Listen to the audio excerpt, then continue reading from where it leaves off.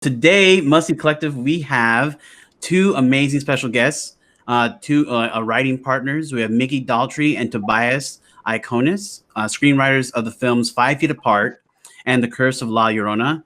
And they're also working on new work that's coming out this fall. But they were also included in 2017's The Young and Hungry list for Hollywood's top 100 new writers. So welcome to the show, Mikki and Tobias. Thank you so much. Thank you. Thank you. How are you feeling today? Pretty good. Pretty good. Happy to be here. Awesome. Yeah, very happy to be here. Thank you for the invitation. No problem. Yeah, we pride ourselves on becoming motivated to become better storytellers. So we're very glad to have storytellers here with us, screenwriters, writers that have gone through the journey, persevered, made it to the top, but obviously you're still pushing, still working for new projects. We're at the top. We have to go in the door. Yeah. We shove our leg in as quickly as we can before somebody realizes we're here. Mercy. Mercy. No, and Michelle, do you want to talk about how we were able to, how we met Mikki and now we're meeting Tobias today as well? Yeah, we actually got to meet them. We went to a women in film showing of 5 Feet Apart, and then they were kind enough to stay and talk to people afterwards. So we really wanted to get to know like what inspired the story and everything. So we got to meet Mikki there. Yeah, so we're really glad to have you both here. You guys saw the movie, I want to say, did we get to see a screening before that? We may have, but not the final version. I saw the final version when you guys did, I think. Oh, wow. Yeah. Yeah, it was pretty close, but yeah. Mm-hmm. No, Yeah, and it's a really great film. It's one of those films that when I watch it, I'm dreading. I'm in a happy way, but like it's just a roller coaster of emotions. It's the love story that we see, like the classic teen love story, but they can't touch each other. And there's always this fear that one of them is going to die if they get too close to each other. And almost Romeo and Juliet in a way. For sure. Yeah. 100%. Intended that way, yeah. Yeah. So and it makes you cry. We'll talk about this later on, but you two wrote one of the hardest to watch breakup scenes of all time. For me at least. It's just it was really it's really hard because you want them to be together, but obviously they can't. And so obviously the performance of the actors really helped to sell the scene, but it's just we'll get into it. But that was an amazing third act. Thank you. But yeah, we do this thing on our came about too. Oh, I'm sorry. I said we can tell you how that came about too. Oh yes, please. So we do this thing on our show. We like to bestow a title called Musty Creative. It just means that you are a creative that has persevered long hours. And again, the title of the show is Musty Collective, the Musty Creative Podcast, because if you're working really hard, you tend maybe not to take a shower and That meant, are you referring to armpits? Yeah. That is it. Yeah, that's it. That's it. Awesome. So one thing about this new paradigm, this new reality that we live in is all conference calls have tended to become Zoom calls. So there's much more bathing going on. Usually it was like me. And that's right. We used to have just a lot more audio conference calls. Today, I know. Yeah. So the conference calls have all tended to become video calls. So I'm cleaner than I generally tend to be. Yes. Yeah. Same over here as well. Same over here. Sorry, I ended up low. Sorry. Oh no, it's totally fine. So we just want to bestow upon you the title of Musty Creative. Thank you so much for what you do. Yeah, spreading wonderful stories. Writer. Oh, thank you. So first question, how did you two meet? In a writing group. Mm-hmm. Yeah, you can tell that. Very cool. Yeah, as a writing group, I was a part of the group for a few years before Mikki joined. It's a group we gather at someone's house on Saturday mornings, and we Twin Bridges. It's run by Joe Bratcher and his wife Judy Farrell. That's exactly right. Yeah, and they're amazing. They are amazing. And we would table read our work. Everyone Nice. would, get a part to read. We'd read the work out loud. Oftentimes it was a script, but it could also be a treatment. It could be a pitch. It could be an outline. It could be pretty much any piece of material. But we would hear it out loud, which is hugely helpful. And then we would talk about it, constructive criticism, chat about what was just read. And I had been there for a few years, bringing my work to class. And then Mikki rolls in from Georgia. Nice. That's how we met. We met in that writing group. Yeah. That's cool. Yeah, Spice has an English lit major degree, and I have a degree in theater. So we came from different but similar backgrounds in the sense that I was and still am steeped in Greek plays and the classics, and they are the bread and butter of everything I do, of everything I write. And which is why I was like, we'll get to how that end scene happened. Yeah. Awesome. Everything I write comes from a place of, or I try to, like, high stakes, high drama, even if it's couched in something seemingly simple. And then Spice, which is my nickname for him, and if you can hear that story later if you want to, but we got in the writing class. So he is a comic book geek. So we found in getting to know each other that the two are very similar. They're both they deal in archetypes and icons and stereotypes and classic story structure of highest stakes possible, highest drama possible, and that's comic books are kind of like the new Greek plays in the sense of the way your ability to tell stories. So we actually, as different as it seemed, we were very similar in our storytelling approach, which was, high stakes, high drama. Wow, that's awesome. So just a little extra question. When you talk about your background in theater, did you also act as well as write? Well, if you can call it that. I am not an actor. They didn't have a writing program, but it was before I was even thinking of being a writer. So I just knew I wanted to be creative, like in the creative arts, and I knew I've always been a storyteller and a daydreamer my whole life. I got in shit tons of trouble for that in school. I was always the kid staring out the window, being put in the corner because I wouldn't pay attention, all that shit, because I had shit going on. I had worlds going on in my head. I'm like, bitch, back off, I'm telling a story, But I didn't know how to verbalize that. So I just, it was great for me to be put in the corner because you're supposed to be quiet. So I would just I would sit there and get my world. And all informed who I became as a storyteller. And so moving into theater was a natural progression. And I didn't know if it wasn't as an actor or a director. So I did some acting. I wouldn't trumpet it from the rooftops. You know what I mean? And I did some directing, which was really great. I really loved that. But then I had all these stories just rolling through my mind. And when I moved to California with my best friend Ariel, who went to college together, we met at college, and she came across this writing group. And she was like, I think you should go to see this thing because you have these great stories that you always talk about wanting to write. And I was thinking novels, which that's what's coming on the fall is a YA novel, that I've written. But she said, I think you should go see this thing. It might be like the perfect place for you. And I said, okay, and it was. And then I met Mr. Spice there. And he was writing very commercially leaning pieces, and I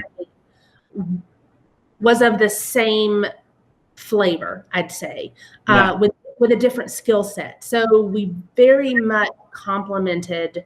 We didn't really become partners right off the bat. It was a few years, but what happened pretty quickly was,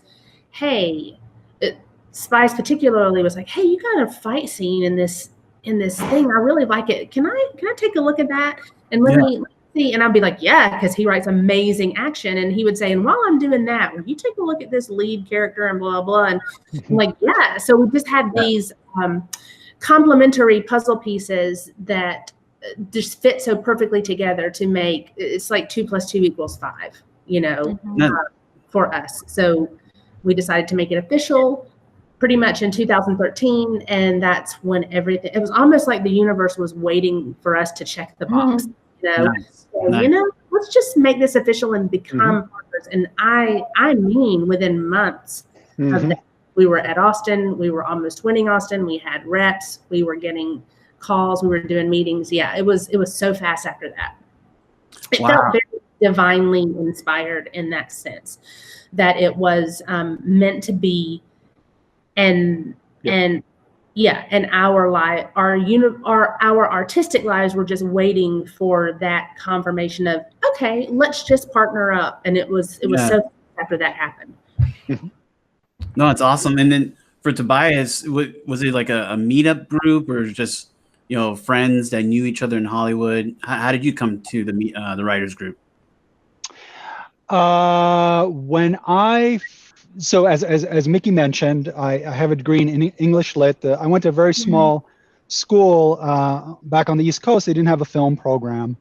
So, but I got the English Lit degree, and I spent a lot of time in their comic book library. They had an awesome comic book library. So I think I got two degrees, really. But when I came to LA, one of the very first things I did is I signed up for some screenwriting classes at UCLA. UCLA has a very strong sort of adult ed night school program. Yeah, they do. Especially, you know, focused on, you know, the entertainment business. And there were some screenwriting classes there that I took, just, you know, very basic, how to structure a screenplay, what is the basic structure of a film, that sort of thing.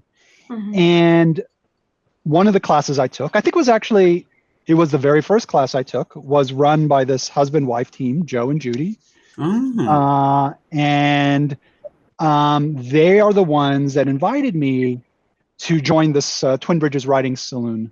Their writing group that they salon. Oh, sometimes it's a saloon. Oh, okay. I thought that was a special name. Sometimes it's West, Yes. They invited me to join that group, and I started going. I started going on Saturdays. They run it out of their home. Nice. And that's where I met Mikki. So yeah, and I was writing, as Mikki said, I was writing my goal was, you know, to make a living as a screenwriter. So I was writing, the stuff I was trying to write was, in my mind, you know, I was trying to be very commercial about it. I was writing sort of action movies, things like that. And a lot of the other people in the group were less interested in doing that. They were more interested in doing more intimate stories or whatever. And that's totally fine. Everybody has, you know, the different path that they want to go on. And Mikki, just as Mikki said, you know, one of the things that immediately sort of drew us together like magnets was that he also had a sort of a similar commercial sensibility. Sort of came very quickly apparent. And so it's one of the things that, you know, pulled us together. And I do like the highlight of writing commercial. I do want to say with both of the films that I've seen, 5 Feet Apart and La Llorona, I do see the structure. You know, it's organized and it makes logical sense. One of my problems when I do see a film, I'm like, oh, that doesn't make sense. How did that happen? And both films definitely have that, and you can see the arc that the protagonist takes, and you know, the Act 1, Act 2, Act 3 step. I am curious, Tobias, did you read the book, The Story Solution? I did not. So when I first rolled into LA, I was taking these UCLA screenwriting classes. I was reading a lot of the books back then. I don't think Story Solution, that's a fairly recent book, right? That's fair. Yeah, is it? That's not one I read. Oh, okay. No, it sounded kind of some of the things that the author had talked about in there that I was like, oh, maybe we read the same book. But awesome. And then, so with coming together, your origin story and the comic books, I actually kind of do want to ask about that some more. But you know, what was your individual reason for getting into the screenwriting business? Mikki, you had mentioned you have stories in your head since you're young, like kind of world building.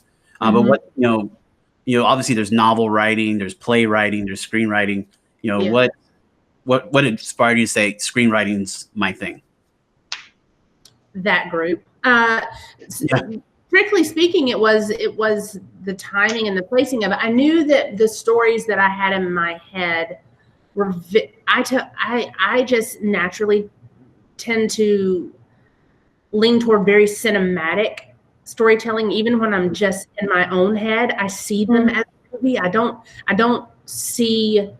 I see movies in my head. If that makes any sense. So when I'm writing them, so it was a natural inclination to tend towards screenwriting. And you know, I had written, you know, a novel when I was like 19 or something. And it was just for myself. It was for my little sister, because I had written this is such a backlog story. So I've got a whole novel that I wrote based on a poem that I wrote that one of my sisters fell in love with. So she wanted to know what the whole story of the poem was. So I wrote the whole book for her. Nice. So that's how I would tell stories. That's and I would cool. just because I loved doing it. So I wrote it and gave it to her, and you know, she still has it. So but it's very cinematic. And so when I came to California, it was just this feeling, this urge that I knew I had to be here. I don't know if you guys are all like mystical. I listen, magic rules the world, and we're all in it, if you ask me, and energy is real, and it changes people, and it flows people, and it flows through, and that's how I feel. I don't care how kooky it sounds. Everything I write and everything I do. So I followed the impulse to finally come home, in a sense, I think, to LA, though I'd always been raised in Georgia and lived in Georgia. California, LA was always home to me in the strangest sense that, you know, I just feel at home there, and it feels like coming home. Even my first trip there, I was like, oh yes, here I am. That's awesome. Like half the people in the entertainment industry, I fell in love with film when I saw Star Wars, you know, as a kid. I grew up in a home, you know, my father was an English teacher. My mother taught drama. My dad was also a voracious reader. So there's a lot of storytelling or ingestion of stories happening in my home from a very young age. And it just happened that when I saw when I saw that Star Wars movie, that was the medium that spoke most directly to me. I mean, you know, it was a life-changing experience. And so from that time onwards, that was sort of my goal was to, you know, get to LA and do that for a living. And it was also those are the kind of movies that I most enjoy. I am the popcorn summertime popcorn event tentpole movie goer, right? Those are the kind of movies I just adore. And so, you know, I came to LA sort of the single-minded focus to I think at the time I wanted to write Iron Man, right? Iron Man, I grew up on the Bob Layton's Iron Man. Okay. And he was my favorite character. I thought not only did he have all this sort of exotic technology, which I found really appealing because I'm a bit of a tech nerd, but also the character of Tony Stark was unusually multidimensional for a comic book character, right? He was deeply flawed. He was an alcoholic. He was a womanizer, right? You know, all those sort of things I thought was really interesting. So I rolled into LA, and I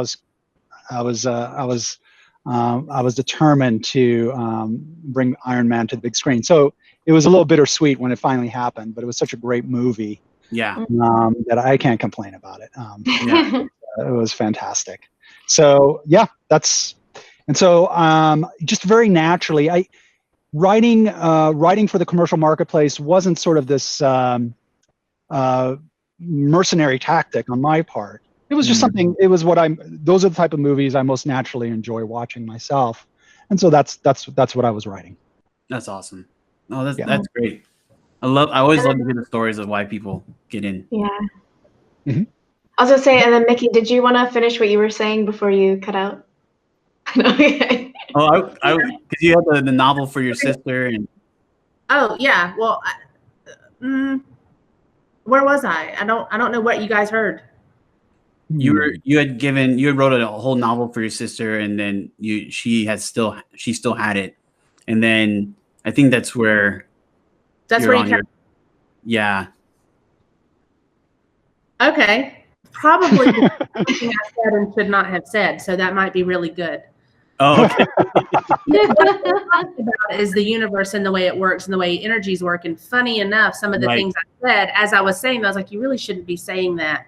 In public, it makes you sound like a nut. And guess what? You didn't get it. So I believe in. Oh no, that's totally fine. Isn't that I was going to ask you, what did you think about the first opening scene of La La Land? Because I kind of felt that as well, like the idea that everyone's here in Los Angeles to find their dreams. I guess the whole idea of La La Land, but yeah, same with Pretty Woman, right? Right. Like the opening, welcome to LA. Here's where dreams, where the guy is talking about the dreamers coming to LA. Mm-hmm. Yeah, of course. I mean, how do you not love La La Land? How do you not love Pretty Woman? Right? I think I was talking about how movies, like Tobias said, movies became the medium that I chose to go towards. And I think it's because the daydreams in my head are so cinematic. And I always felt a call to be in LA. And so when I think what I was saying is there was kind of this weird egg timer type thing inside me that finally one day went ding. And at that moment, it was, I need to go. And 2 weeks later, I was in LA. Like, that's how it happened. And then 2 weeks after that, or a couple of months after that, settled in. Ariel got there. She went to like a meet thing. She was meeting, she was just meeting new friends and kind of, and one of them was in the writing group. And I had always been talking about these ideas and these stories that I had with Ariel, and particularly with her, because I tell her everything. And she said, I think you should go because they do. I think you can write that idea you have as a movie, and you should go to this thing. So, and I don't. It's bad because I'm backtracking because I don't know what you heard and what I said, honestly. So I probably should just leave it at that. It was fate. That's it. Leave it as it was fate. I'm in LA. Here we are. Yeah. Mm-hmm. And then for others, like wanting to get into the film industry as writers, like what would you suggest besides moving to LA, like the mecca of like where all this is happening? What other suggestions could you give? Enter the contests. That's how we were discovered, I guess you'd say, right? Spice Beat. You hone your craft, write all the time, read all the time, watch everything. Don't be afraid to take notes. I would say, I always when someone asks what are your suggestions to get in and stay in the business, take the fucking note. Take better than the people who are paying you.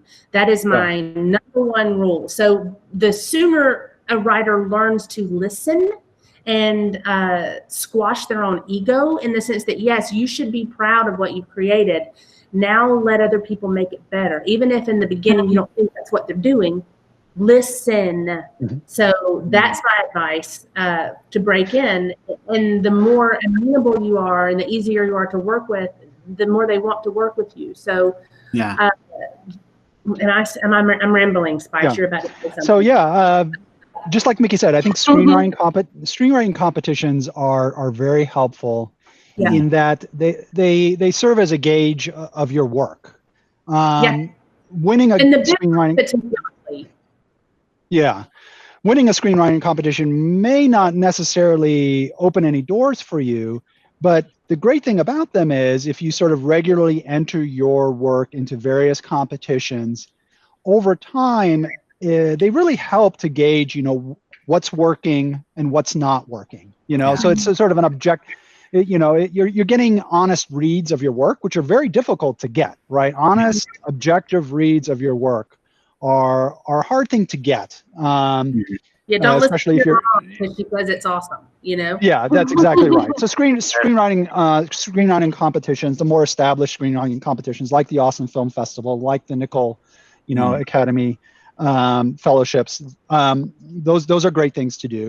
Another thing that I did is, well, when Mikki got into the game, I think she entered the game with a lot more natural talent than I had. So I had to do a lot. I think a lot more learning in a way than she did. But one of the things that I did very early on is I got my hands on screenplays that were hot commodities in the marketplace at that time. So not necessarily screenplays of classic movies, which are also, of course, hugely helpful, and which I also read. But also I had a friend who was working at ICM at the time. He was one of the in-house readers at the ICM talent agency. He would give me scripts that had just recently sold for a lot of money. So there were scripts that the marketplace was really responding to, and that was really helpful to me, is to read stuff that the marketplace was responding to, that the contemporary marketplace was responding to, because what the marketplace is looking for and how screenplays are structured and blah blah blah blah, that's changing from year to year to year. So it's very helpful for me to sort of see what a hot commodity was looking like as I was learning the craft myself. So yeah, competitions, reading screenplays that everyone else is reading in the town. Those are two pretty helpful things. Wow, those are great. And then also, like you said, Mikki, take the note. So yeah, I didn't do any of that. What he did, it was more about feedback for me. Here's what I have. All of my writing knowledge, I guess you'd say, mostly came from reading or in the classics. You can't get any better than Aeschylus. And then you move and then you read the novels like, Wuthering Heights was huge for me and things like that to open doors on what you can do in storytelling, and then how you can take and adapt that to you and your own sensibilities, I'd say. So I didn't have any of the background of reading the screen. I don't know that I had ever seen an actual screenplay until I went to the maybe one before I went to the group. I didn't know what you see pages and stuff online, but like I wasn't looking at like the format and no, I didn't do that. That's what I learned in the writing group, is how to those kind of things. I don't know that I'm very helpful here. No, you definitely are. You definitely are. Yeah, but I love the idea of taking feedback and the candidness. Well, that's my thing is once you learn what you're doing, like I like to speak to, don't think you're, always know that you're good, but don't think you're better than you are, and and listen to the people who are paying you because they're there and they have the money because they know what they're doing, and you may think you don't. This is I guess is a later conversation, which is what advice would you give to writers? But to me, it's the same advice in getting in as well, because you're never going to get in if you refuse to listen and if you think that you don't have growth, you don't have growing to do, and that's kind of my advice in getting in. So I start with move to me, then you got the whole story. Yeah, and and of course, implied in what we're talking about, one of our suggestions would be to find or start your own writing group, just so you can get some of that feedback, right? It's called Twin Bridges Writing Salon in Sherman Oaks. It's great, and that's a great breeding ground for creativity and feedback. I mean, the feedback is vital. The feedback is fantastic. And again, just hearing your work read out loud is so illuminating. If you're writing, as I was doing for a long time, writing these action movies, hearing those read out loud, you would immediately notice when something is too confusing or too boring. Or same with same with the comedy script. You read it out loud, no one's laughing. Sadly, if they are laughing, but they're not supposed to be laughing, that's when Yeah. Mm-hmm. That's And true. Mikki, and then, Mikki was one of the first people to have brought in a script that actually brought people to tears in that group. Wow. So, while they were reading out loud. You better careful with people in there. What? Is that true? I wasn't there long enough to know. That's my recollection. I mean, the crying that happened at the end of Elsewhere was pretty remarkable. So so the table read really helps gauge the emotional impact of what you're doing, and so a writing group like Twin Bridges, I think is another, that's another it's a piece tool. of advice we would give. Yeah, and it's support, and it. I'll tell you what a writing group does as well is it holds you accountable to write your fucking pages. Because if you something up and they're counting on you to bring in a half a script, you are not about, unless you're a real dick, you're not about to show up with nothing, because there are 15 people coming to help you with your script and listen to your story, and you all kind of learn from each other. So I really love that a writing group holds you accountable to do your work. And I know many times as non-working writers, you can feel like I'll work on it tomorrow. I'll work on it tomorrow. I'll work on it. Well, you're never going to be a writer if that's your attitude. And it's so easy to just push it a little bit. But a writing group holds you accountable and makes you do the work because you know that they are waiting to see what you're doing. You're responsible for yourself. That is definitely. You have a deadline. You're on the calendar. You have a deadline. You know that you're bringing in X number of pages. Exactly. Mickey's absolutely right. That's another huge bonus for writing groups. That's right. That's what I found very, very instrumental in making and teaching me and helping me to form my work ethic. What was going to become my work ethic? Yeah. That's amazing. If it's 3 a.m. and you got group the next day, sit your ass up, right? Because at 8 o'clock you better have 20 pages. So that's kind of like where I think I got my work ethic too. Is I need to get it done. I need to get it done. I need to get it done. Yeah, I'm hearing like so many things that's great about support within a writing group.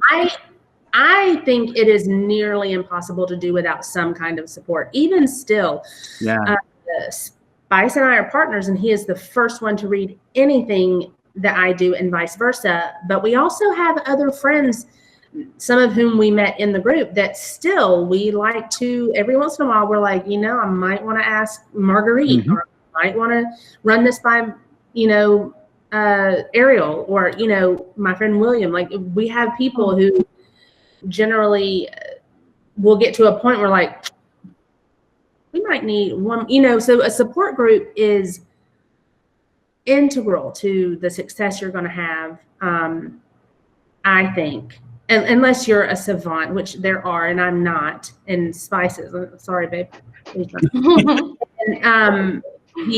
we need other people there. Like I said, it's all about feedback. It's 100% about feedback and listening to the feedback, and you just grow and grow and grow, I think. Yeah, and I read a book a couple years back, Creativity Inc., that talked about Toy Story's process with the story group, and I'm hearing more about story groups in different studios, and so this is awesome. It's not a story group inside of a studio, but it's a bunch of friends together and support each other. Yeah. It's the same thing. Yeah. It's very much the same, I think, idea. You're bouncing off, and the smarter the people you have in your group, the better your shit's gonna turn out to be. It's a game of tennis, and if you can't keep up, you'll know it pretty quickly. Yeah. And when it comes to writing partners, and your process of when you begin a script, or you get a pitch, or you get a call, what is your writing process like? And together, you divvy up work. I wish we had a good answer for this. We don't. Every single thing we do is different. Yep. We don't have a set way that we work, we just kind of grab it and go and then flip it, and it's very fluid. I think our what would you say, the way that our process together is very fluid. It's project dependent, not even project dependent. It's almost page dependent. Sometimes we'll work on a page together. I will remote into Mikki's computer, and we'll work on a page together. Other times, I'll work on a scene. Mikki will work on a scene, and we'll flip those. Sometimes it's a whole chunk of script. It's very, and it works for us. It's worked. Yeah. It's worked not being married to some very specific sort of workflow. Yeah. And we're not married, because we get that question all the time. Yeah. No. Particularly, I think, and it just occurred to me because I use endearments with him as growing up in the South, it is very common to hear sugar, honey, whatever, and it probably that's changing as as the world changes, but I'm of a generation where, he's babe. So anytime we're in, or hun, or whatever, and anytime we're in, many times in a meeting, we'll be halfway through, and then, are you guys married? Mercy. Yeah. My grandma used to say, "Come and give me some sugar." So I understand that. When I hear that, I totally get where you're coming from. When it comes to, go ahead, Michelle. Sorry. I was wondering, how do you, when you are working together, when you come upon disagreements of how to move forward with a certain thing, how do you deal with that conflict of well, I want it to go this way. Well, I think it should go this way. I'll answer that. I'll answer that. We normally don't disagree, or we will disagree, but we'll talk through it, and then we'll come to an agreement. But I will say, if there are times where we really have a difference of opinion, almost always I will defer to Mikki, because Mikki has a much more instinctive sense of what is most right for the character and his or her journey. I'm thinking about structure. I'm thinking about logic, story logic, all those things, which are important enough in and of themselves. But the emotional truth of the character is the most important thing. And that is one of Mikki's strengths. I mean, that's one of the things that, she's much better at it than I am. And so I feel really good about deferring to her when we do the rare times that we come to a disagreement, because I feel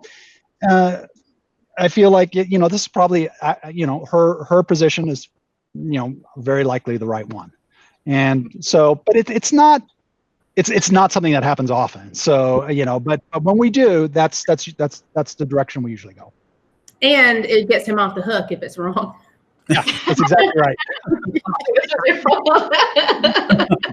But generally what happens is it's usually, everything in a story almost is character, or it should be. So the way we approach our scripts, we approach from our separate corners, right? From our little sandboxes. And I am always character first. And with that mindset, I don't need to know what a structure is. I don't need to know what a first act break is. I don't give a fuck about a midpoint. It's going to get there. It's going to happen naturally, because that is the way a story happens.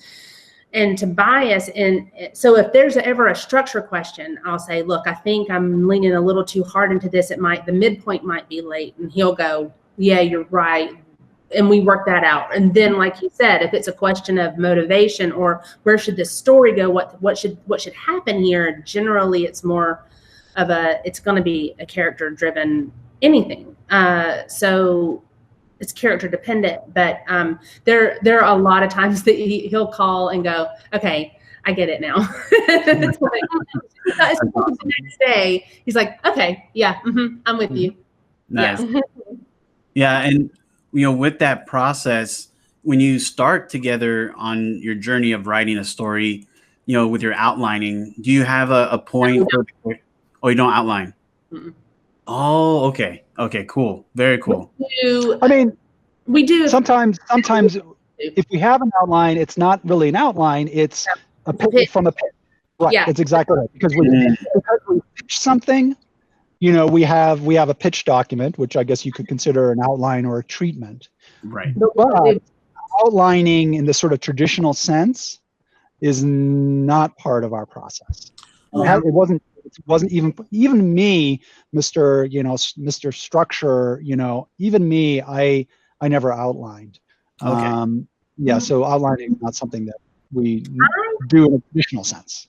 And I can't. It jails me in a way that doesn't allow me creative fluidity while I'm working. I like to know scenes like 5 feet apart. I knew that moment was coming. That moment at the end, I knew the lights were coming. I knew that that the big question was, oh, right, which one of them is going to die? That's what everybody's going to be asking. So I made the decision early. Yeah. Neither of them are going to die. Oh. Because most painful, right. And that was early. And I was like, how do we get out of this with neither of them dying? And I realized really fucking painfully. Yeah. Like it's much more painful, I think, and heartbreaking to know the person you love loves you back, and you're having to choose to step away from them rather than death taking you, because in that there's no choice, and you have basically, you die and they know how much you love them and they miss you, but how much harder would it be to have it right there and have to give it up, to willingly give it up, and to watch the person you love walk away from you and knowing that it's best if you don't stop them. So that's why Poe died, because someone had to basically pay the price for the disease. We needed to see the danger of the disease, you know. Right. We couldn't get out with no one. But to that point, what was I saying? Spice. Oh, well, we were talking about. Oh yeah, go ahead. Yeah. So I work off of, generally, when I know if a project is right for me, and we do discuss, like, is this a Mikki heavy project? Is this a Spice heavy project? Is this a joint project? But we do jointly, right? But we do have our Mikki heavy ones and our Spice heavy ones, and our, like, La Llorona would have been a Spice heavy project. By our Mikki heavy project. Night Books, perfectly down the middle. That was both of us, you know. But if in outlining something like that, I find like I said, constrained, because I will generally, on a Mikki heavy project, I know it's mine if scenes start happening in my head, and it'll be one random that wouldn't make any sense to you or to me, really, out of context, but it is an out of context moment that happens where they'll have a scene. Like, I saw him saying goodbye to her early on, and I said, that's where I'm going. That's where I'm going. And an outline to get there would not have given me the freedom to pivot and to move and to volley back and forth with the characters on what should best happen here. Does that make sense? But you have road marks, like I have like street signs that I'm getting to, right? So they're like 4 or 5 basic big moments that I'm writing to. And how I get there is not via a beat sheet. It is via, you know, it's like, okay, let's see, what are you going to do? What do you want to do here? Because I've literally been in fights with my characters going, no, this is what happened, and they just won't do it. So I'm staring at the page, and then I'm like, I'm being too forceful with this. I need to lighten up, and the answer will come, right?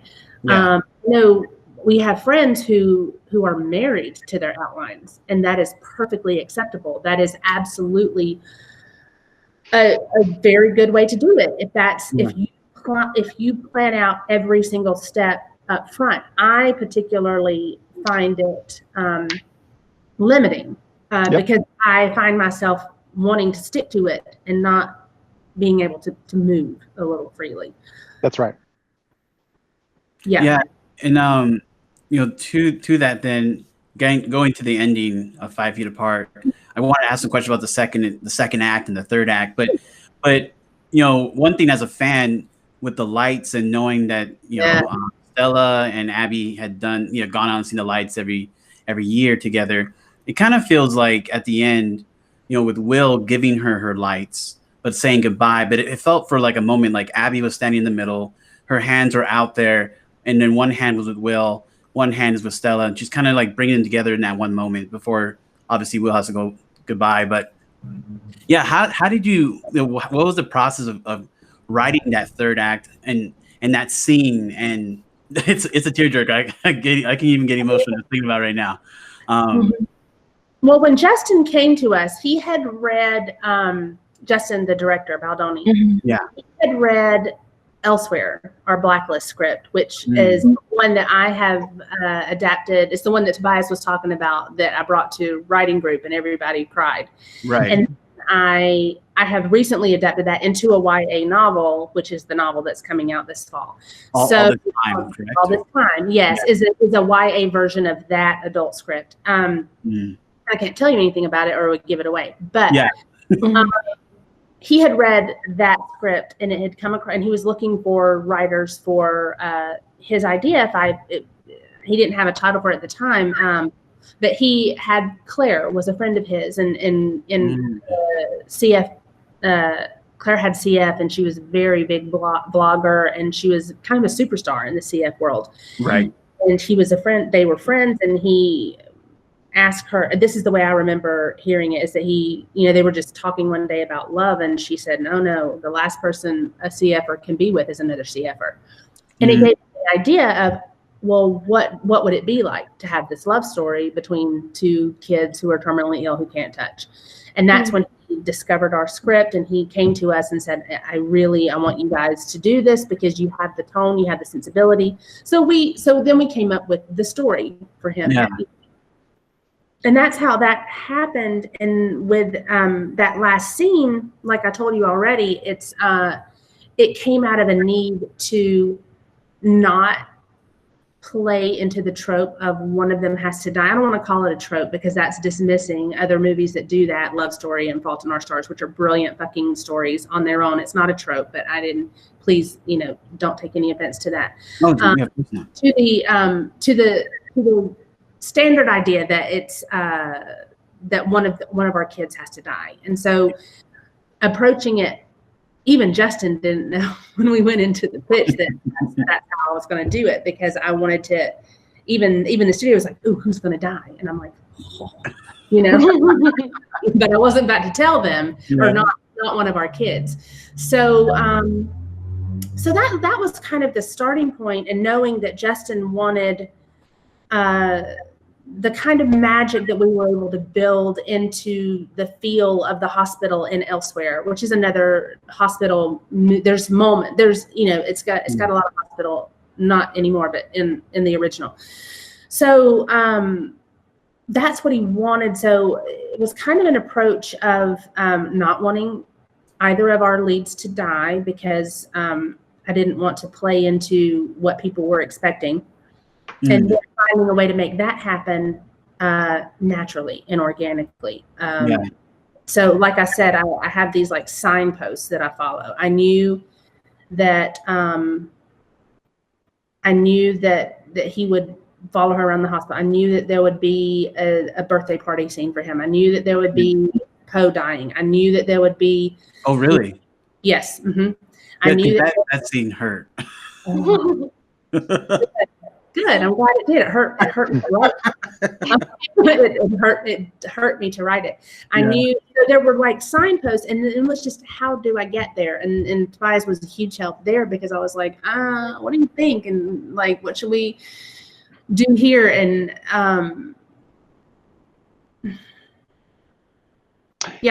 that's kind of how it came about. It was organic. Once I decided I didn't want either of them to die, then you just work it out and you try to make it as natural as possible. And luckily, it was the kind of story that had so much emotion, and the stakes were so high from the outset that to raise the stakes without being ridiculous was the hard part, right?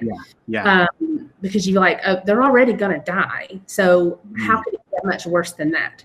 And then in taking Stella out of the hospital, what we wanted to do there, because you were talking about second act versus third act, and the third act is when you leave the hospital.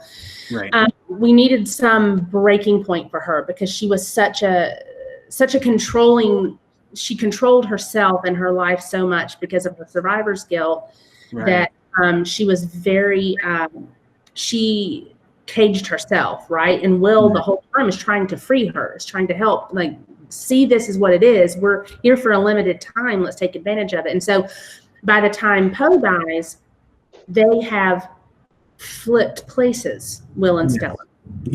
And she is of his mindset, and he is, I need you to stay alive no matter what. I want you back on your, So breaking them out was kind of the only choice, right? We cloister them, and then we let them feel just a little bit of freedom in the confines of the prison of the hospital, and then they have to break free, and it has to have some kind of triggering incident, which is Poe's death, to make her to really lash out and break free. And then, of course, they're out in the wide open. And of course, what happens to her, except she ends up in a place smaller than she ever imagined. And she ends up, that wish that she had of, what did Abby feel when she died? I wasn't there. She's asked for that. It's almost this tragic wish fulfillment, in the fact that she talks about her sister drowning. Will says, well, that's how we're going to go. We're going to know what it feels like. Well, she gets to literally know what it feels like. It's almost like she has conjured it in a way, this situation. She's out to see the lights, because she and Abby saw the lights, and she's not going to give it up. And I wasn't there for Abby, and I couldn't be there for Abby, and I deserved to know how she felt. I deserved to know what she felt when she was dying. She died because I wasn't there. Well, the universe gives her that and says, here's what it's like to drown. That's powerful. Wow.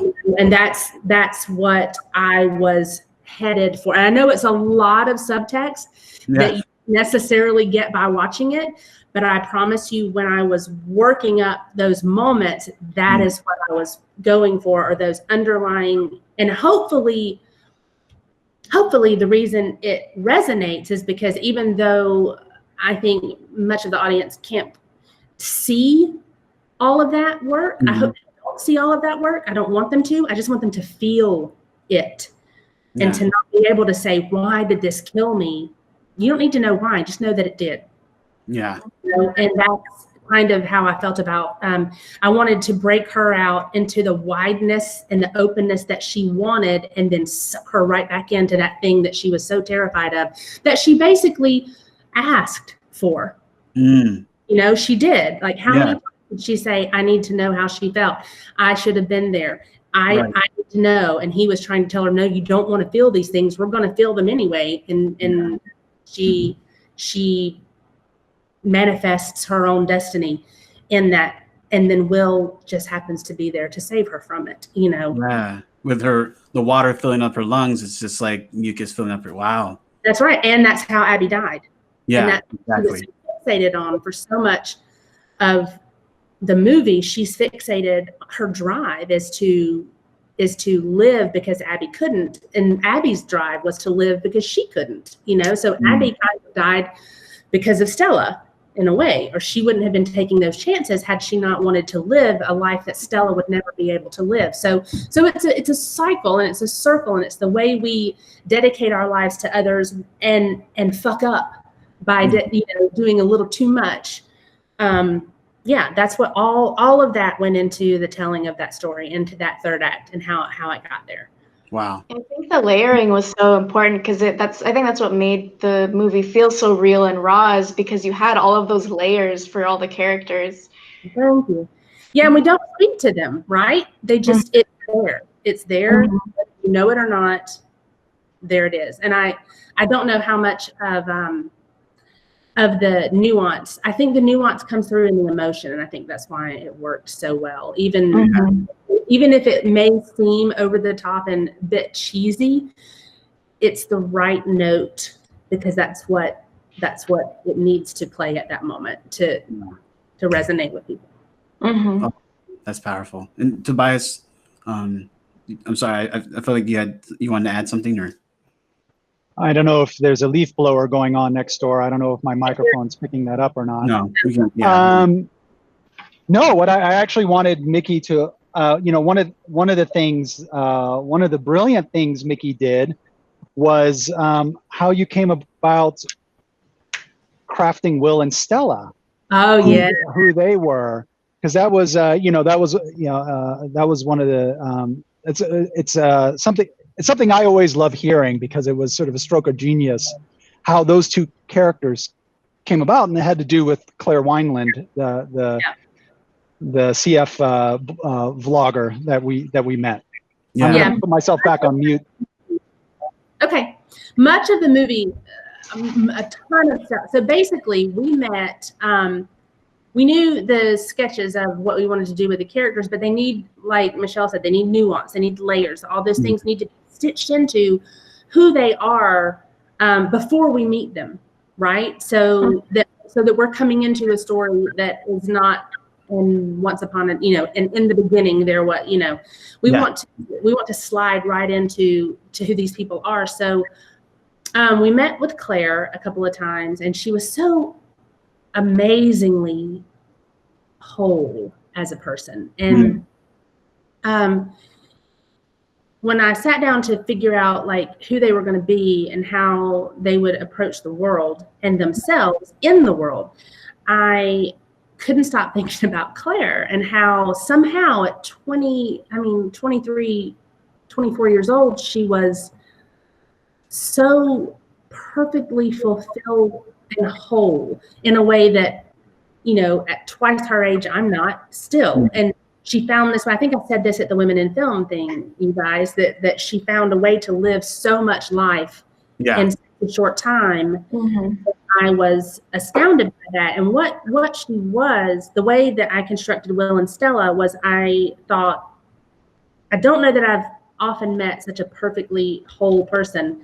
So if I took her and I put her down, she's Will and she's Stella. So she was rebellious and she didn't want to do her treatments, and she wanted to live just to live, and she wanted to be free, but then she was perfectly regimented and she was perfectly structured and controlling, and she did her things.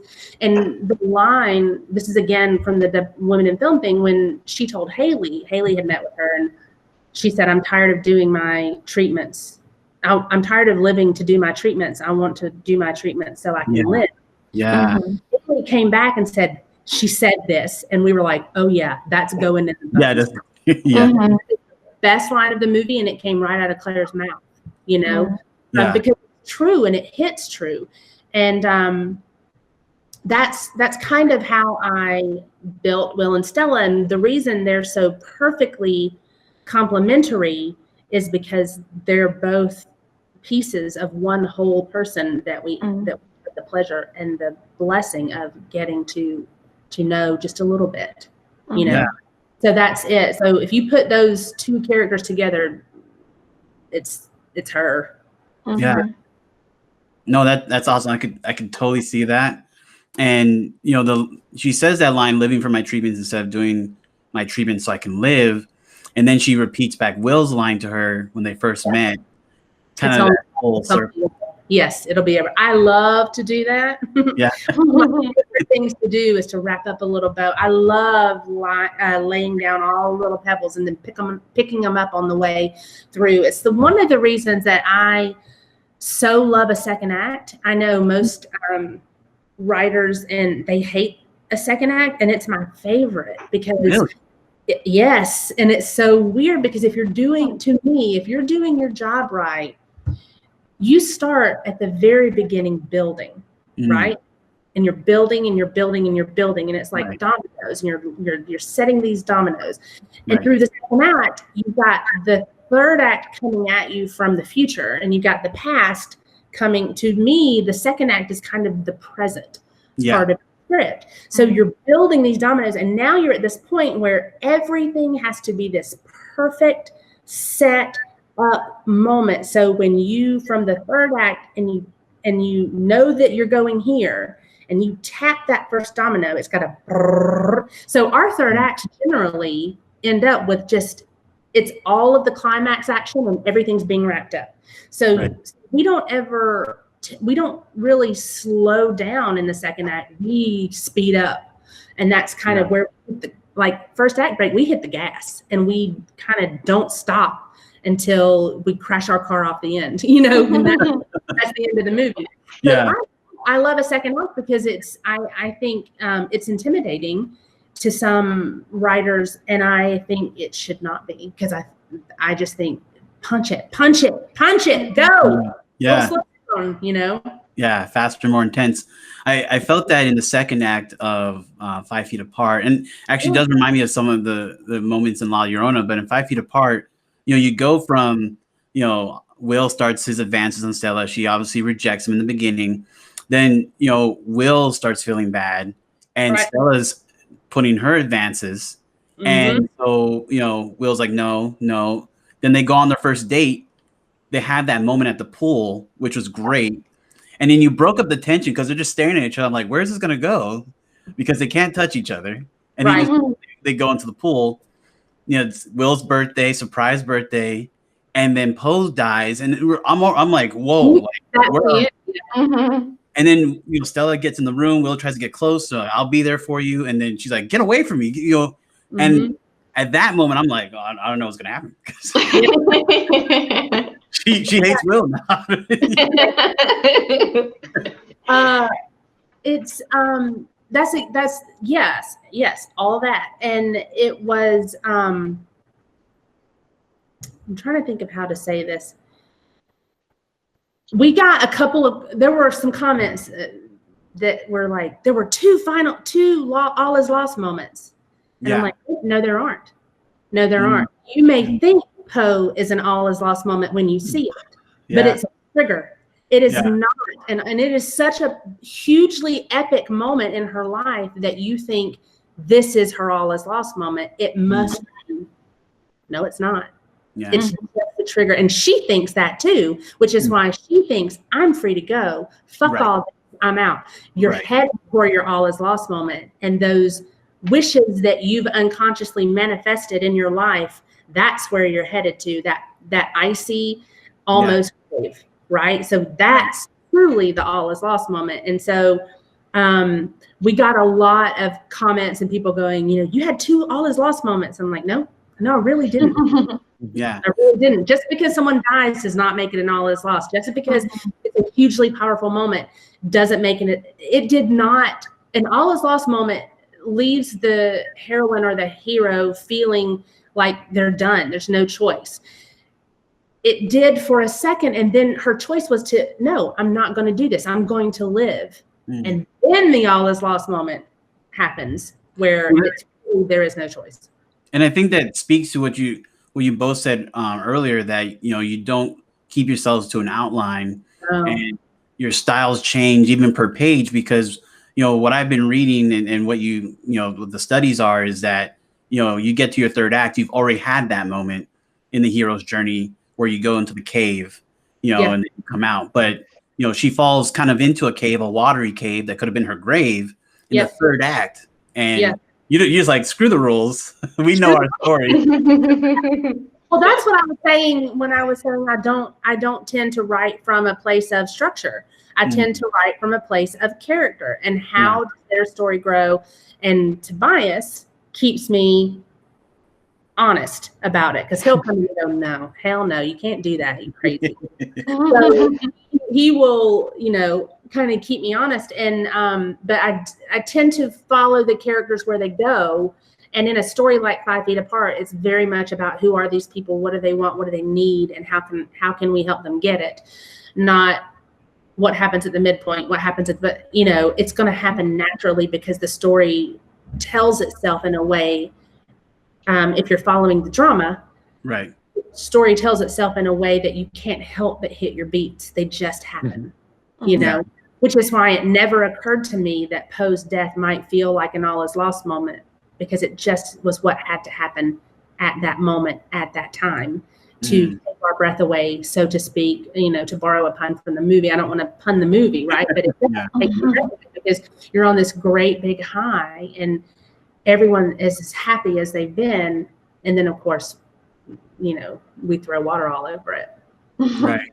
Then, and again, you know, let me know if I'm wrong, but then you go to La Llorona and you know, Tobias, when you have that moment where she's pushed into the closet, the mother, and she's locked in there, and now she, you know, her kids are up in the basement, she can't do anything to save them, and how do you compare those two films? Obviously, you're like you said, your styles are different, and you don't need to per project keep the same style of writing process. You know, I would argue really that there's no difference here. I mean, Mikki and I say this all the time, but we'll say it here as well, that the heart of every good movie, regardless of genre, is a love story.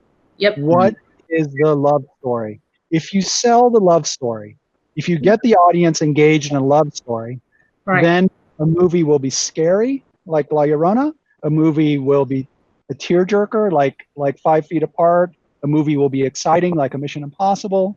But at the heart of every good movie is a powerful love story. And so I would argue that creating a love story between a mother and her children who are being imperiled by this evil spirit, you know, if you do that effectively, then you've got a nice, scary movie. If you create a great love story between these two sick kids who can't physically touch, you've got a great, YA drama there. So, so I would argue, you know, at its core, the goal, the work, the beating heart of the movie, of any movie is the same. Love story. Whether it's a sister, whether it's siblings, whether it's parents and children, whether it's, you know, romantic love. If you don't have the love story, you just don't care. And that's ultimately the goal, is to make you care. Like Spice was saying in La Llorona, if you, or any scary movie, like our favorite is The Orphanage, right? And so her love for her son keeps her in that house looking for him, desperate. And her love for those kids, have you guys seen those kids that she grew up with in the orphanage, you know, brought her there because she wanted to open the orphanage up and take in kids like herself who didn't have parents, right? So that, and then that's why every time I watch The Orphanage, every time I'm sobbing. I am sobbing at the end when, spoiler alert to everyone, if you haven't seen it, stop now. But at the end, when she kills herself to stay, and those kids come out and we finally see them and they're her friends and they touch her face. The little blind girl touches her face. Laura, I'm like, right? I mean, every time. Right now I'm thinking, I'm like, oh my God, I'm like sobbing inside because it's the love between these people. And that's all the world is about, is love to me and to Tobias. So it's why we always, if you can point to any movie that has a solid, realistic, powerful love story, no matter who the characters are, you've got a story. I don't care if you put them in a box and just sit with them. You care what happens. Everything you hear is going to scare you. Everything you wonder that's going to happen to them scares you. A knock at the door could scare you more for a character you love than having someone you don't care about slashed up in a slasher movie. Okay, more blood.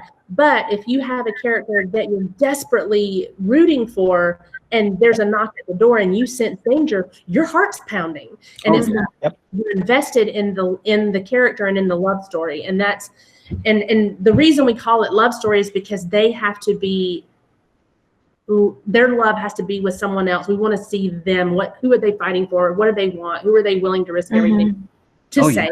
Yeah. Oh, I yeah, think that's what makes film so universal, because we all have that. We all have a love for someone or something. And so when you see that, you're sort of putting yourself in that position too. Yeah. Yeah, and that reminds me of Return of the Jedi in Star Wars. Stakes are high because Luke loves his dad, even though his dad's the worst person in the galaxy. And his dad loves him, even though he's the most evil person in the galaxy. Yeah. And in that moment of finding out, it's just so heart-wrenching, because you're like, oh my God, this guy I'm supposed to hate. Yeah. This guy that is the most evil guy in the universe loves me and won't kill me because I'm his kid. Like, it's just yeah. So you have a new story coming out, I believe, in the fall. People can pre-order on Amazon. Yeah, all this time. I'd like to just, if you want to talk about, obviously not give away the story, but you want to talk about that collaboration and Yeah, well, it's very much the same way that the book for 5 Feet Apart happened. The story was ours, and Rachel adapted the novel from the screenplay. So the 5 Feet Apart novel did not come first. We were filming when she was adapting that, and we were sending her script pages from the set every day. As things were kind of changing a little bit, because we wanted the book to be as people. It's so funny because people go, "Oh my God, the book was so much like the movie," and we're like, "You don't say." Yeah, well, that's actually kind of cool, because as a reader, like I'm reading Dune to get ready for the Dune movie that's coming out, but I'm worried, is it going to be like the book? But this is a great way where the book matches up with the movie. Yeah, and then it's funny because there are scenes in the book. If you read the 5 Feet Apart book, you get a lot more background into the parents, into their relationship, into Meredith and Will and their relationship, and why it's so strained, and that some of the things that she says to him, those were all scenes that we wrote. Oh, wow. Taken out of the movie, or that didn't quite make the cut, right? So there you get this. It's so funny that you said that moment you felt like Abby was there, right? Yeah. In the book, because in the script, and they filmed this, but it got cut. When she goes into the water, she's between life and death, and she sees Abby. And she has a moment with Abby, pulls her out of the ice, and she watches Will. And this is in the book because it's in the script, but they cut it for the movie. She's watching Will try to save her body, but she's with Abby, and she has to decide, this is the person that I've missed and I've wanted to be with. There's the person that I love who wants me back. What do I choose? Wow. And there's a huge moment, but Justin, because he's wise and a great filmmaker, saw this, and it took away from Will's momentum in saving her. Kind of broke up the Will and Stella love story to become about the Abby and Stella love story. So he took it out, but it's still in the book. Yeah. So are we going to get an All This Time movie? Yeah, Lionsgate has bought the right. I hope so. If the book does well, Lionsgate has already bought the rights to the book. So. Oh, wow. Oh, okay. All right. Yeah. Get those pre-orders. Everyone get those pre-orders as soon as possible. That's awesome. That's great. Yeah, like buy the book so we can have the movie. That's congratulations. That's amazing. And just a little bit about the business of how we're going about your writing, and working with CBS Films, working with Lionsgate. What has that been like? Amazing. We've been so blessed to have an almost, I want to knock on wood because I don't want to jinx it, an almost fairy tale story is how we've gotten to work with the smartest and the kindest and the nicest and the most talented people. We've read and we've heard the horror stories of fellow writers, and we're like, but we love it, so we're so lucky. That's exactly right. The team over at New Line Cinemas for Curse of La Llorona, of course, CBS Films are 5 Feet Apart, and now the Netflix for for Night Books. Yeah. In each instance, such remarkably creative and brilliant and fun people to work with. Collaborative people. It's Yeah. we are spoiled. We're spoiled. Yeah. I hope we don't turn bratty. Because we know very well that we are incredibly lucky to have had the experiences that we've had. Yeah. And talking with our other writer friends who are like, they let you do what? We're like, Yeah. that's not normal. It's like, no, that's not normal. Yeah. We just have such talented people that we have been able to work with. That's awesome. And then I know you can't go into too much detail about Night Books, but can you talk about maybe the origin story behind working with J.A. White and getting that deal? We have never worked with him, particularly Ronald Adam, who is another person that we dearly love, that we've been blessed to work with. He is an executive and a producer at Ghost House. So Rommel found the book. I think I'm not speaking. I think I'm telling it right. Rommel found the book and went, and they kind of brought us on after they had already talked to Netflix and they were looking for writers. They had their kind of deal put together. They were going to take it to Netflix. He and Mason Novick, who is another genius. They make wonderfully beautiful, smart movies. Mm-hmm. And that's a team that we're so, and Raimi, obviously Sam Raimi, Yeah, of course. Yeah. We're just, I can't say the words enough how lucky we are to be able to be working with people like them. So what happened is Rommel found the book, and then they set up the deal with Netflix, and then they were looking for writers. And we had come in to meet Rommel on something else in our general meetings, and we really got along with him and with Sam. And then so he thought of us for this. He goes, look, I know it's a kid's movie, but it's not a kid's movie. It's a children's horror. Yeah. But it's in the vein of Monster House, but it's scarier. It's right. So we pitched our hearts out because we really wanted this one, and we thought there's no way in hell we're going to get it. Like we did, and so that's kind of how that came about. So Rommel found the property. We haven't. Don't think we've ever. J.A. White's not writing the script, and so. We haven't talked to him. I think we may have met him via email. Yeah, for like one second, kind of like hi, maybe. Oh, okay. So I was just asked with Sam Raimi. Have you talked to him at all, or? Yeah, he's amazing. Yeah. And Tobias, you're an avid comic book reader, so were you? Obviously Sam Raimi worked on Spider-Man. That's where I really. Did you guys geek out a little bit about comics at all? Or? Yes, we did. Sorry, the leaf blower is back.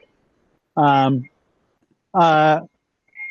yeah, I mean, meeting Sam Raimi for both Mikki and I, because Mikki may not have been reading comic books, but I mean, she was watching, The Evil Dead, all those movies. Yeah. So we were both so excited to meet him, and he is the kindest, most generous, and smartest guy that you would meet. So it's been fantastic working with him and his team.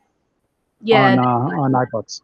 And some of the stuff I rolled in there like for the very first meeting thing. I'm gonna I don't want to say anything untoward, but I am gonna make a fool of myself. And he and his partner Rob Tapper have made some of my favorite stories and movies. And like I talk about Spartacus all the time, the Star series, and I'm like, if you haven't seen that fucking show, you need to get on it, because it's so Greek, it's so very Greek in the telling of it, and the stakes and the drama.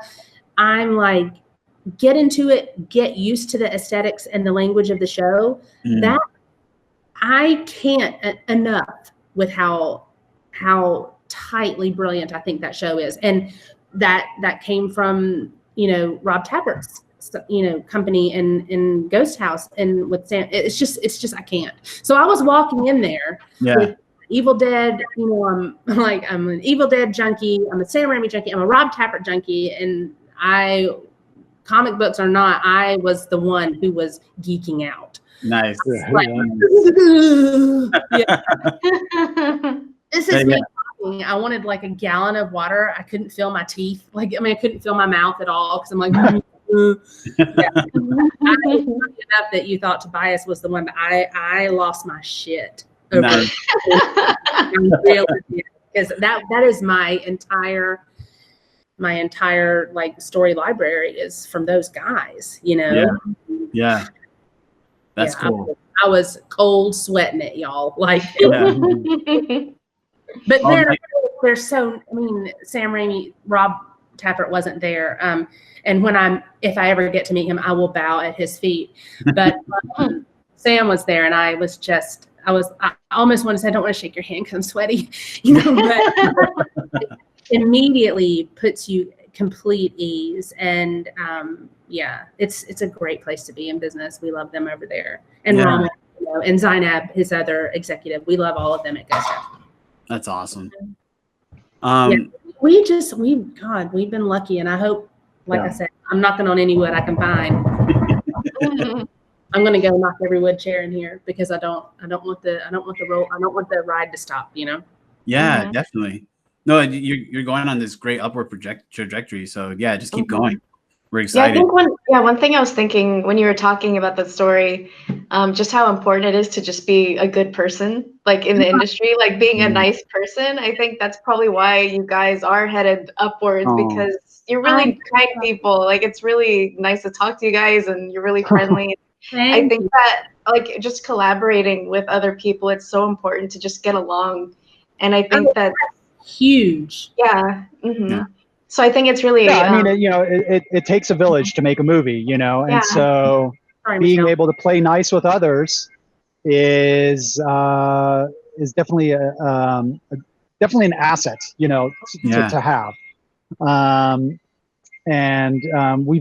We've just been fortunate that we've met people that have always been very kind and very respectful and very generous towards us, and we hope that we are the same to them. Yeah.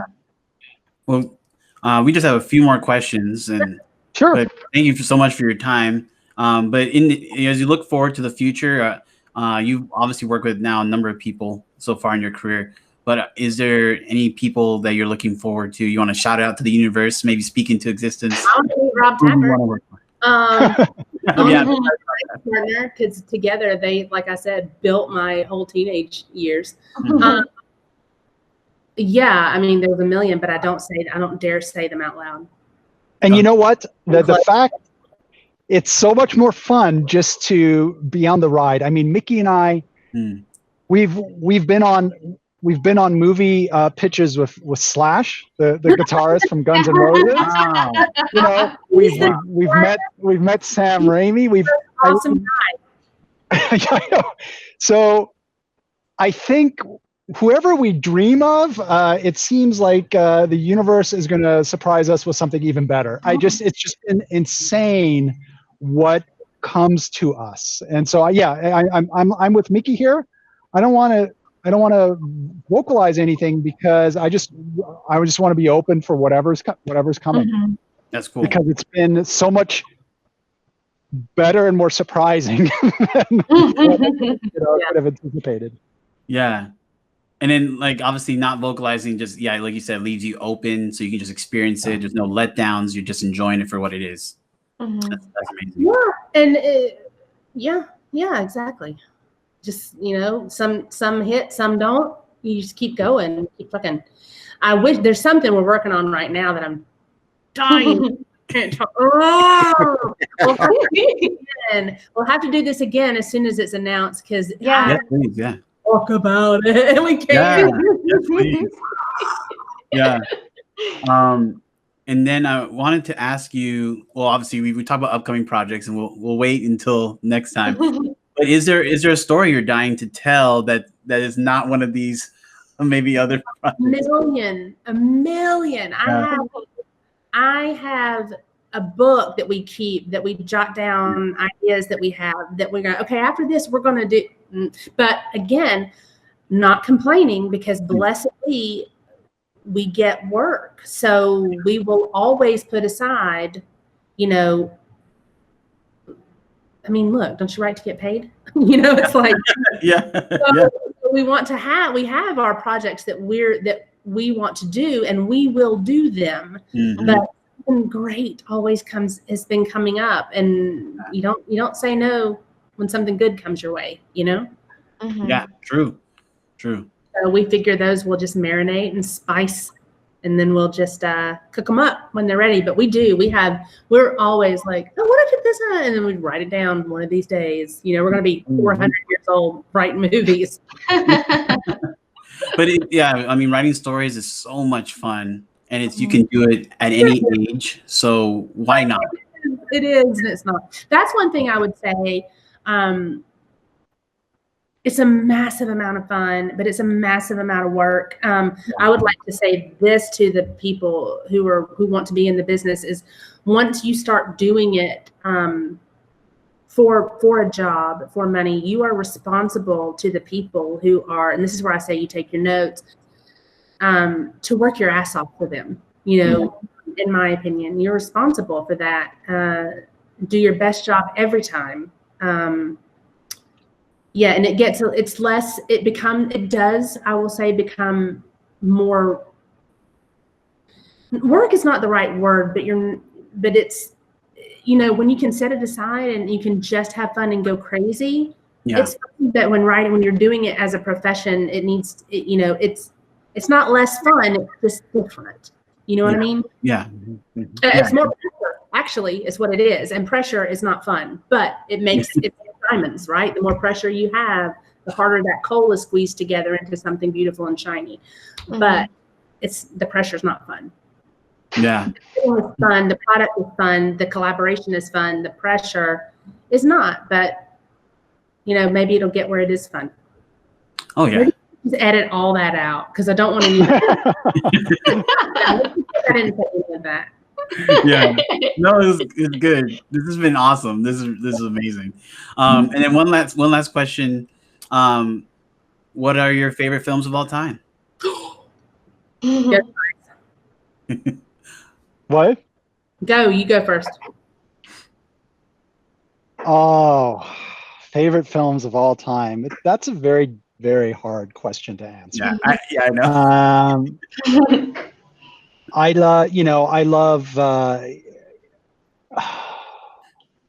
This is for probably yeah.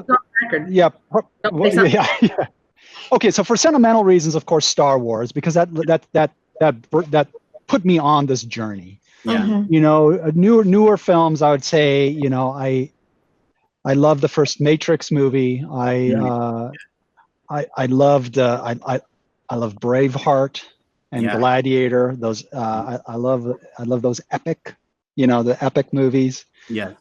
So I would say definitely, you know, well, those are probably three, you know, four in my top 10. You know, it's the Star Wars, the Matrix, Braveheart, Gladiator.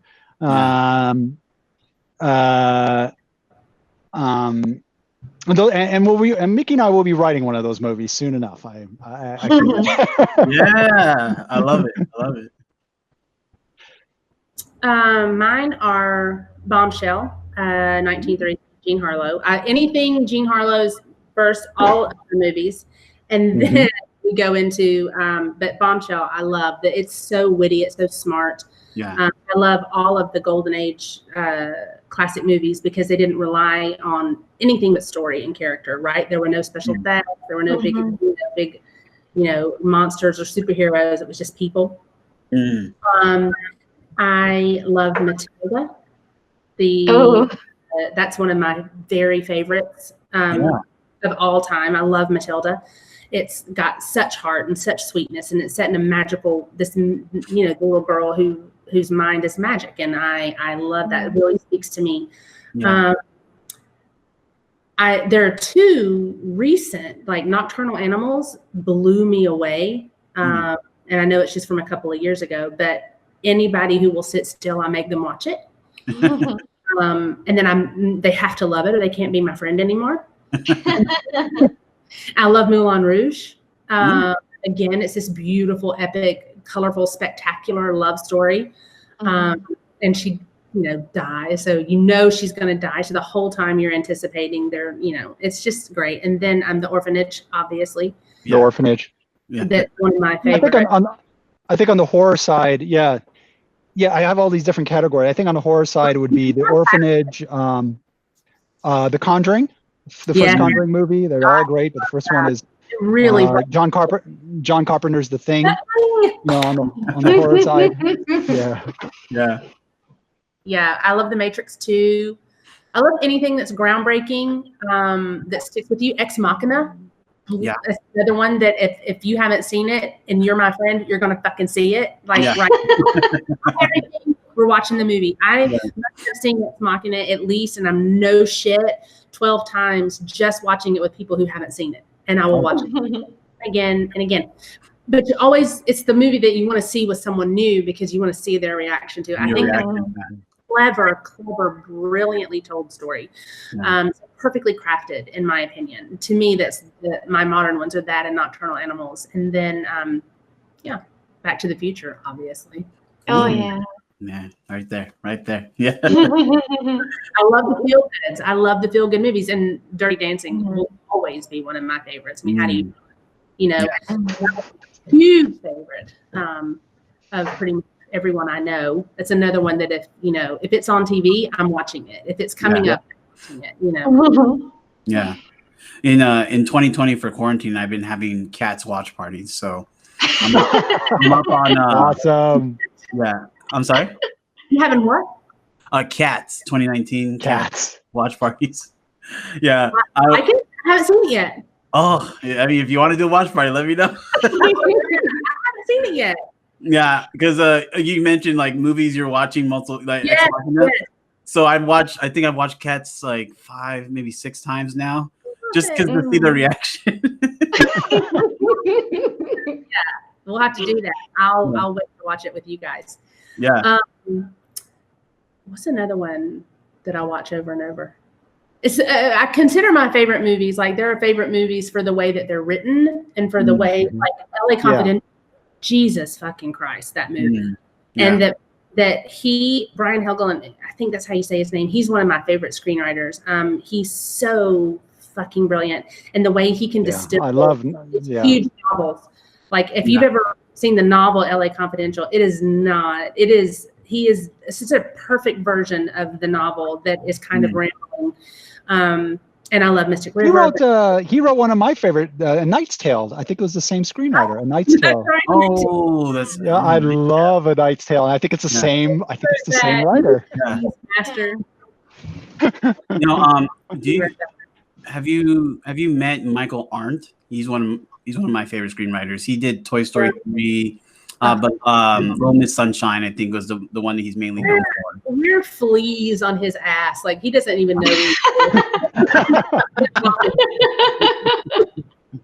Yeah. Well, obviously we could keep talking. Love movies, love stories. Thank you so much for your time. Yeah. Thank you. Tobias and Mikki for being on the Musty Creative Podcast. Thanks for having me.